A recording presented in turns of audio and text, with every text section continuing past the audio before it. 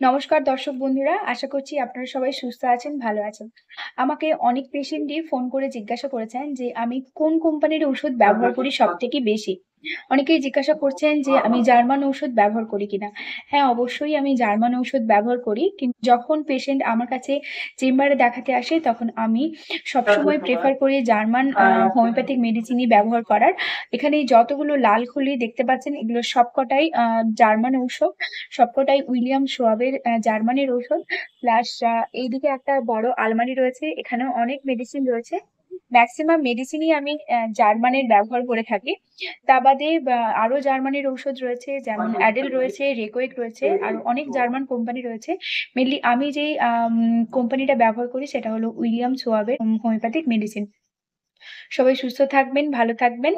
আশা করছি নতুন ভিডিওতে দেখা হবে নতুন কোনো মেডিসিন নিয়ে বা নতুন কোনো রোগ নিয়ে। ততদিন সবাই সুস্থ থাকুন, ভালো থাকুন। নমস্কার।